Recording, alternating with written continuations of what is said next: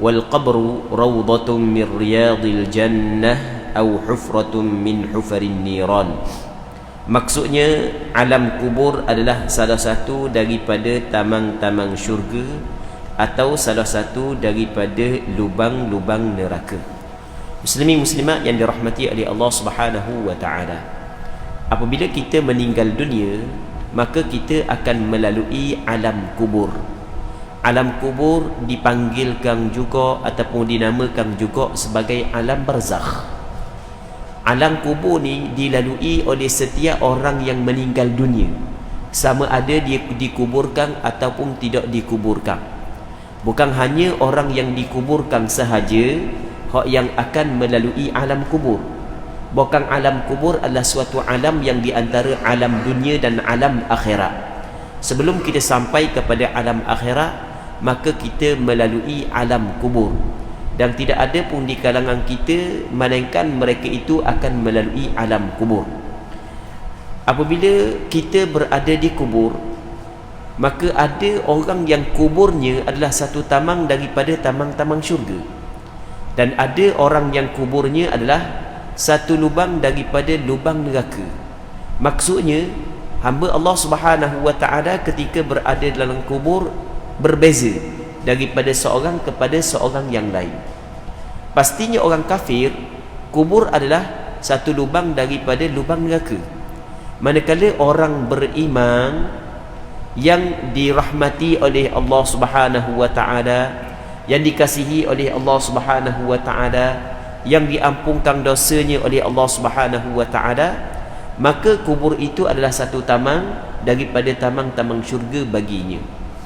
Perkataan Imam At-Tahawi, kubur adalah satu tamang daripada tamang-tamang syurga dan satu lubang daripada lubang neraka, sebenarnya lafaz ini diambil daripada hadis yang dikeluarkan oleh Imam Tirmizi. Di sana ada hadis yang dikeluarkan oleh Imam Tirmizi, diriwayatkan bahawasanya Nabi SAW menyebut, innal qabra rawdatun min riyadil jannah aw hufratun min hufarin niran. Sesungguhnya kubur itu adalah satu tamang daripada tamang-tamang syurga ataupun satu lubang daripada lubang neraka. Cuma hadis yang menyebut kubur adalah satu tamang daripada tamang-tamang syurga dan satu lubang daripada lubang neraka, hadis itu adalah hadis dhaif. Walaupun hadis itu adalah hadis dhaif, tetapi di sana ada hadis yang sahih, yang Nabi SAW menyebut bahawasanya kubur ada sebahagian daripada orang yang duduk dalam kubur diseksa. Ada sebahagian daripada orang yang duduk dalam kubur diseksa. Jadi bermakna ada sebahagian yang lain tidak diseksa. Orang yang tidak diseksa bermakna dia duduk dalam nikmat. Sebab itulah di sana ada hadis yang diriwayatkan oleh Imam Tirmizi dalam kitab sunangnya, dan Imam Ibn Majah, Imam Ahmad bin Hanbal, Imam Hakim An-Naisaburi daripada Hani, bekas hamba kepada Sayyidina Uthman, yang mana dia menyebut bahawasanya kana Uthman bin Affan idza waqafa ala qabrin yabki. Sayyidina Uthman bin Affan apabila dia berdiri di atas kubur, dia akan menangis hatta yabulla lihyatah, sehingga berjeruk janggut dia, seterbak-lebak janggut dia berjeruk, dia menangis kalau dia pergi kubur. Maka ketika tu faqilalah, maka ada orang kata kepada Sayyidina Uthman, tuzkarul jannah wan nar wala tabki, sebelum daripada ni disebut syurga, disebut neraka, mudah menangis, tapi wa tabki min hadhi min hadha, menangis ni dari kerana ini apabila orang mati menangis, sedangkan sebelum daripada ni disebut neraka, syurga, mudah menangis. Maka apa kata Nabi, kata Sayyidina Uthman, aku nangis ni bukan sebab tu, tapi aku nangis kerana aku teringat kepada perkataan Rasulullah. Kata Rasulullah, innal qabra awwalu manazilil akhirah, sesungguhnya kubur adalah awal-awal tempat persinggahan daripada tempat-tempat persinggahan menuju ke negeri akhirat. Kata Nabi SAW, fa inna jaminhu fama ba'dahu aysaru min, sesiapa yang selamat daripada kubur, kubur selamat dah, maka hak yang selepas daripada kubur lebih mudah untuk dia. Maksudnya dalam kubur ada orang yang selamat daripada azab, jadi bermakna dia berada dalam nikmat. Tapi kata Rasulullah, wa illam yanju minhu fama ba'dahu ashaddu minhu, Kalau dalam kubur tak selamat dah, maka selepas daripada kubur adalah lebih teruk baginya. Muslimin muslimat yang dirahmati oleh Allah Subhanahu wa taala. Sebab itulah kalau kita dengar ada sebahagian daripada imam ketika mengimamkan sembahyang jenazah, dia akan baca doa ni, Allahumma ja'al qabrahu rawdatan min riyadil jannah wa la taj'al qabrahu hufratan min hufarin niran. Ya Allah, jadikanlah kuburnya satu tamang daripada tamang-tamang syurga. Sebab itulah semakin ramai orang sembahyang, semakin ramai orang berdoa kepada kita. Comel sangat kita berdoa agar Allah Subhanahu wa taala jadikan jenazah yang meninggal dunia, sama ada lelaki ataupun perempuan, Allah Ta'ala jadikan kubur dia saat itu adalah satu tamang daripada tamang-tamang syurga. Kerana apabila kubur satu tamang daripada tamang syurga, maka di akhirat nanti dia akan masuk syurga. Sebagaimana yang disebut oleh Rasulullah, orang yang selamat dalam kubur, maka selepas daripada kubur mudah untuk dia. Tapi kalau kubur tak selamat dah, dapat jalan lepas daripada kubur.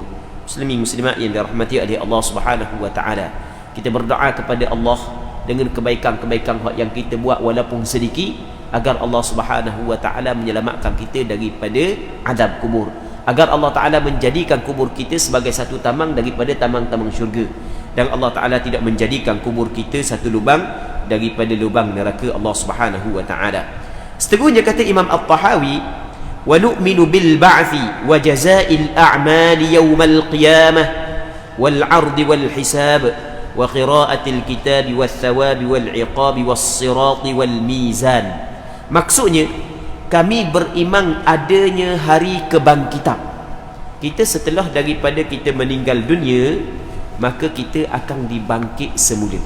Qul yuhyiha alladhi ansha'aha awwala marrah. Kita baca dalam surah Yasin kan? Kata olehmu ya Muhammad, yuhyiha alladhi ansha'aha.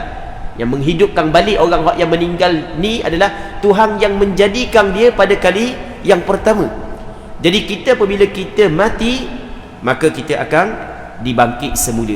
Dalam surah At-Taghabun, Allah Subhanahu wa taala berfirman, qul bala wa rabbi latub'atsun. Kata olehmu ya Muhammad, bahkan demi Tuhanku, mung semua akan dibangkit semula. Apabila kamu meninggal dunia, kamu akan dibangkit semula.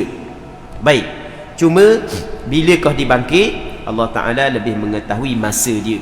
Apabila kita mati, kita akan melalui alam kubur, alam barzakh. Tempoh kita dibangkit bila, Allah Ta'ala lebih mengetahui. Sampai masa Allah Ta'ala akan bangkit. Cuma di sana ada hadis yang disebut oleh Abu Hurairah, yang diriwayat oleh Imam Muslim dalam kitab sahihnya, yang mana Abu Hurairah menyebut bahawasanya tentang Abu Hurairah, kita di sana ada ayat Al-Quran, Allah Subhanahu wa taala menyebut, wa nufikha fis-suri fasa'iqa man fis samawati wa man fasa'iqa man fis samawati wal ardi illa man syaa Allah thumma nufikha fihi ukhra fa idahum qiyamun yanzurun. Maksudnya akan ditiupkan sangkakala yang pertama. Ketika ditiupkan sangkakala yang pertama, maka mati semua mereka yang berada pada 7 petala langit dan bumi. Kemudian mereka yang Allah Ta'ala kehendaki adalah golongan yang Allah Ta'ala kecualikan daripada kematian setelah daripada tiupan sangkakala yang pertama. Kemudian ditiupkan sangkakala yang kedua. Ketika itu semua manusia akan berdiri menunggu keputusan masing-masing. Maka ketika Nabi sallallahu alaihi ayat tersebut diturunkan oleh Allah Subhanahu wa taala, maka Rasulullah sallallahu alaihi wasallam menyebut tentang tempoh di antara dua tiupan sangkakala. Maksudnya kita akan dibangkit setelah daripada tiupan sangkakala yang kedua. Cuma tempoh di antara tiupan sangkakala yang pertama dengan sangkakala yang kedua, itu disebut oleh Abu Hurairah dalam hadis yang diriwayat oleh Imam Muslim. Kata Nabi sallallahu alaihi wasallam, ma bainan nafkhataini arba'un. Antara dua tiupan tersebut selama tempoh dia 40. Maka ketika Abu Hurairah kabur lagu tu, maka anak murid Abu Hurairah kata lagu mana? Qalu ya Abu Hurairah arba'una yauma. Wahai Abu Hurairah, adakah 40 hari? Sebab Abu Hurairah kata 40 je. 40 hari ke? Kata Abu Hurairah, abaitu, aku enggan menetapkan 40 hari. Maka dia kata lagi, arba'una sanah, arba'una syahra, 40 bulan ke, 40 tahun ke? Kata Abu Hurairah, abaitu, aku enggan untuk menetapkan bila tempoh tersebut. Kerana aku nak ingat Rasulullah kata 40 benda, tapi aku ingat 40 je. Maka dia sebut 40 je lah. Dia sebut 40 je. Maka lepas daripada cukup 40, kata Nabi sallallahu alaihi wasallam, thumma yanzilullahu minas sama'i ma'an fayambutuna kama yambutul baql. Kemudian Allah Ta'ala menurunkan daripada langit air, maka mereka itu tumbuh sebagaimana tumbuhnya sayuran. Kita apabila kita mati, semua jasad kita ni akan binasa, melainkan satu benda yang disebut oleh Rasulullah yang nama dia ajabuz zanab. Ajabuz zanab kita tidak binasa. Hak yang binasanya adalah selain daripada ajabuz zanab. Ajabuz zanab adalah tulang yang halus yang berada pada sulbi kita, itu yang tidak binasa. Hak tu disebut di dalam hadis Nabi sallallahu alaihi wasallam. Baik, muslimin muslimat yang dirahmati oleh Allah Subhanahu wa taala. Maka daripada ajabuz zanab itulah seperti benih apabila diturunkan air oleh Allah Subhanahu wa taala, maka dia tumbuh, manusia akan dibangkit kembali. Okey, itu yang pertama, hak yang wajib kita kena beriman sebagaimana hak yang disebut oleh Imam At-Tahawi rahimahullahu subhanahu wa taala. Dan beriman kepada kebangkitan inilah hak yang cukup ditentang oleh musyrikin Mekah. Musyrikin Mekah cukup menentang dakwah Rasulullah sallallahu alaihi wasallam, kerana dalam dakwah Rasulullah antara benda hak yang Rasul suruh percaya adalah dibangkit selepas daripada mati, sehingga kan ada sebahagian musyrikin Mekah bawa tulang-tulang hak yang lama perlu depan Nabi sallallahu alaihi wasallam, hak ni akan dibangkit kembali. Baik, tetapi kita orang beriman, apabila benda tu datang daripada Allah dan Rasulnya, maka wajib kita kena percaya. Begitu juga seterusnya, wa jazaa'il a'mal yaumal qiyamah, balasan amal pada hari kiamat. Pada hari kiamat kita akan, amalan-amalan kita akan dibalas. Kalau kita buat baik, maka dibalas dengan baik. Kalau jahat, dibalas dengan jahat. Andai kata Allah Ta'ala tidak ampun dosa kita. Dalam Al-Quran Allah Subhanahu wa Ta'ala ada menyebut jazaa'an bima kanu ya'malun, sebagai balasan dengan sebab apa yang mereka itu lakukan. Baik, wa ammal ladina fasaqu fama'wahumun nar, wa ammal dalam surah As-Sajdah, wa ammal ladhi, dah ingat dah mari ayat, tapi penghujung ayat jazaa'an bima kanu ya'malun, sebagai balasan dengan sebab apa yang mereka itu lakukan. Baik, sebab itulah hari kiamat dinamakan juga sebagai hari pembalasan, Yaumuddin, hari pembalasan. Seterusnya kata dia dan perhimpunan wa nu'minu bil ba'thi wa jazaa'i al-a'mal yaumal qiyamah wal 'ardi, al-'ardi wal hisab. Kalau al-'ard makna dibentangkan amalan, maksudnya amalan-amalan kita yang ditulis dalam buku suratan akan dibentang di hadapan kita dan kita pakat baca belaka. Kita akan baca belaka. Orang-orang kafir dia takut untuk membaca buku amalan tersebut, kerana semua benda yang mereka itu buat ada belaka dalam tu. Dalam Al-Quran Allah Ta'ala cerita wa wudi'al kitab, dia letakkan buku suratan amalan. Fataral mujrimina mushfiqina mimma fih, melihat orang yang melakukan kesalahan takut untuk melihat isi kandungan buku tersebut, sebab dia ada belaka dalam tu. Daripada sekecil-kecil benda sehingga sebesar-besar benda ada belaka dalam tu. Okey, itu maksud dibentangkan amalan. Dan antara hak yang wajib kita kena percaya lagi, termasuk dalam akidah kita, adalah hisab. Hisab ni maksudnya dihitungkan amalan kita, dihitung. Dan ada orang yang dihitungkan amalan dengan mudah, dan ada orang yang dihitungkan amalan payah. Kata Sayyidina Ali radhiyallahu ta'ala anhu pernah menyebut dalam satu asar, dia kata lagu mana, dunia ni haramuha iqabun wa halaluha hisabun. Kalau benda tu haram akan diseksa, tapi kalau benda tu halal maka akan dihitungkan, akan dihisabkan. Baik, muslimin muslimat yang dirahmati oleh Allah Subhanahu wa taala. Jadi amalan kita akan dihitung, sehingga kan setiap nikmat yang diberi kepada kita akan ditanya, thumma latus'alunna yawma idzin 'anil na'im. Kemudian kamu akan ditanya pada hari itu terhadap nikmat-nikmat yang Allah Subhanahu wa ta'ala bagi kepadamu. Dalam hadis yang diriwayat oleh Imam Tirmizi dalam kitab sunangnya daripada Abi Barzah Al-Aslami radhiyallahu ta'ala anhu, Nabi sallallahu alaihi wasallam bersabda, la tazulu qadama 'abdin yawmal qiyamati hatta yus'ala 'an 'umrihi fima afnah. Tidak berganjok lagi dua kaki anak Adam pada hari kiamat sehingga dia ditanya tentang umur dia. Dia menghabiskan umur dia dalam buat apa? Kita alhamdulillah Allah Subhanahu wa taala pada malam ni kita boleh duduk masjid, kita boleh sembahyang maghrib secara berjemaah, duduk dalam majlis ilmu kat gigi sembahyang isyak pula.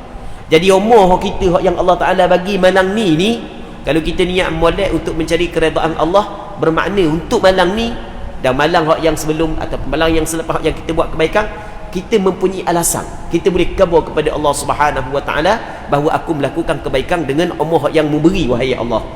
Dan kita sebenarnya akan ditanya setiap umur yang Allah Ta'ala bagi kita buat benda. Begitu yang disebut oleh Rasulullah, la tazulu qadama 'abdin yaumal qiyamati hatta yus'ala an umrihi fima afna. Sentiasa, maksudnya tidak lagi berganjak tapak kaki, tak boleh nak pergi mana lagi, kena tanya dah. Mula-mula umur dulu. Orang yang diberi panjang umur, panjang lah, banyak dah kena tanya. Orang yang diberi umur pendek, pendek lah ditanya. Allah. Baik, Muslimin muslimat yang dirahmati oleh Allah Subhanahu wa taala. Seterusnya kata pengarang kita lagi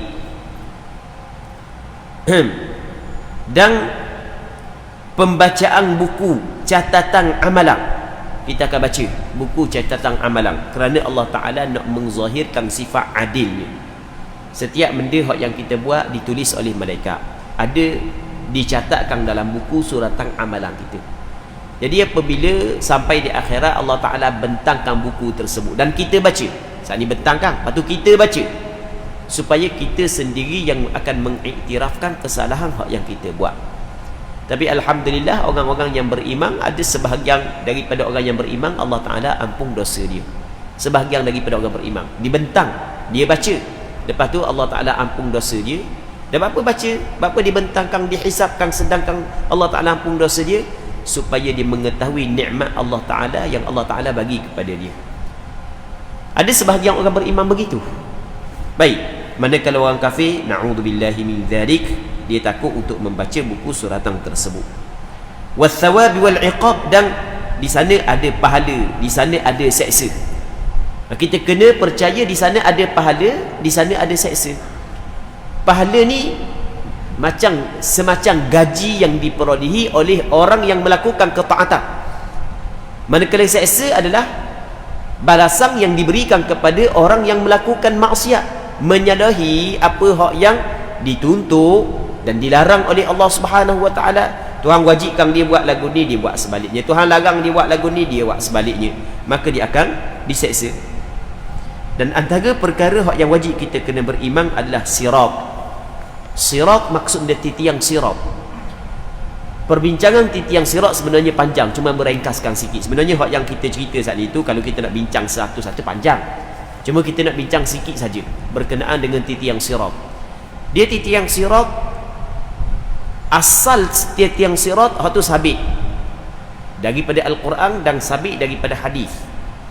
Dalam Al-Quran Allah Ta'ala kata, wa in minkum illa wariduha, tidak ada seorang di kalangan kamu melainkan akan mendatangi di atas tiang sirat. Okey, begitu juga di dalam hadis.